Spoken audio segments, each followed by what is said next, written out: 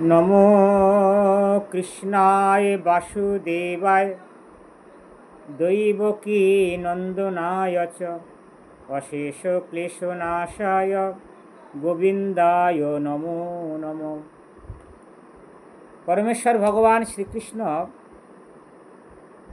তিনি হলেন জগতের সমস্ত কিছুর মধ্যে অবস্থান করেন। তিনি আমাদের পিতা, তিনি আমাদের মাতা, তিনি আমাদের পিতামহ, তিনি সৃষ্টিকর্তা। তার প্রমাণ ভগবান কৃষ্ণ গীতায় অর্জুনকে বলছেন, অর্জুন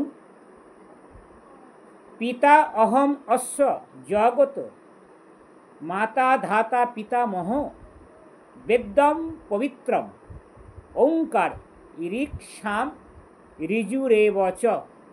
হে অর্জুন, আমি জগতের পিতা, আমি জগতের মাতা, বিধাতা, পিতামহ এবং আমি সৃষ্টিকর্তা। আমি জ্ঞেয় বস্তু এবং পবিত্র শোধনকারী ওঙ্কার। আমি ঋক সাম এবং ঋজুরেব চ। ভগবান কৃষ্ণের বিবিধ শক্তি আছে।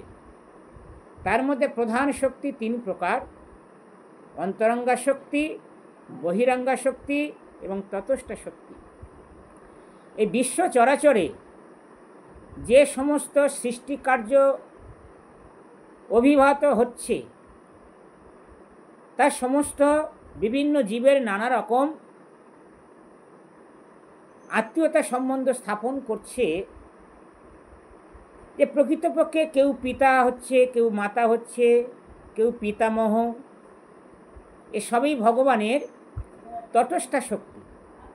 কিন্তু প্রকৃতির সৃষ্টির অধীনে তাদের কেউ কেউ আমাদের মাতা, পিতা, পিতামহ, সৃষ্টিকর্তা আদি রূপে প্রতিভাত হচ্ছে। তারা সকলেই শ্রীকৃষ্ণের বিভিন্ন অংশ ছাড়া আর কিছু নয়। তাই ভগবান তিনি বলেছেন যে মাময়ী বংশে জীবলোকে জীবভূত সনাতন মনোষষ্ঠানি ইন্দ্রিয়ানি প্রকৃতিস্থানি কর্ষতি। এই চরাচরে প্রতিটা জীব আমার সনাতন অংশ। তারা প্রকৃতির উপর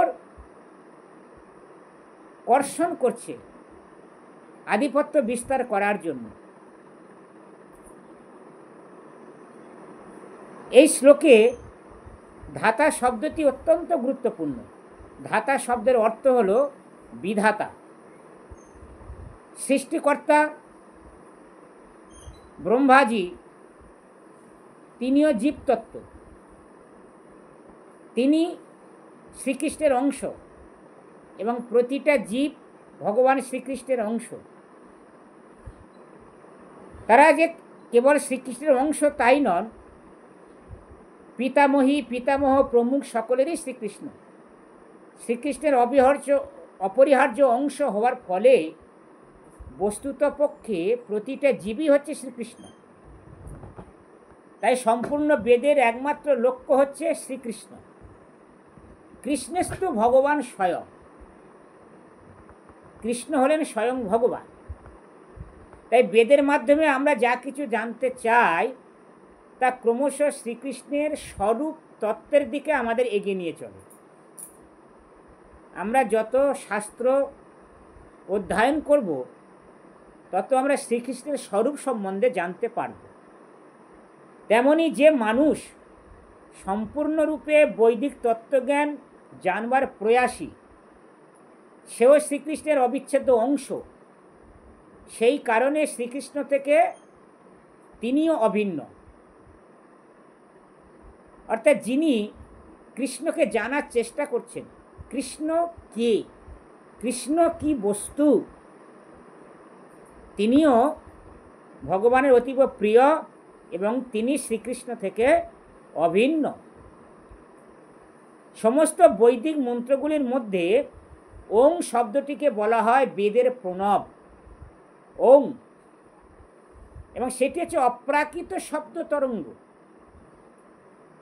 ভগবান কৃষ্ণ যেমন নিত্য, তেমনি এই বেদের প্রণব ওঙ্কার এটাও নিত্য, এবং সেই ওঙ্কারও শ্রীকৃষ্ণ। আর যেহেতু ঋক, সাম, যজু, অথর্ব এই 4 বেদের মন্ত্রের মধ্যে প্রণব বা ওঙ্কার হচ্ছে অত্যন্ত বৈশিষ্ট্যপূর্ণ, তাই বুঝতে হবে সেটিও শ্রীকৃষ্ণ। তাই যে সমস্ত মানুষ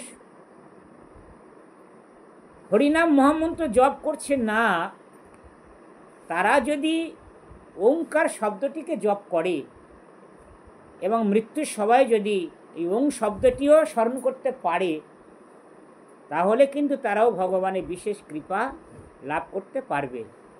হরে কৃষ্ণ কৃষ্ণ কৃষ্ণ হরে হরে, হরে রাম রাম রাম হরে হরে, হরি বল।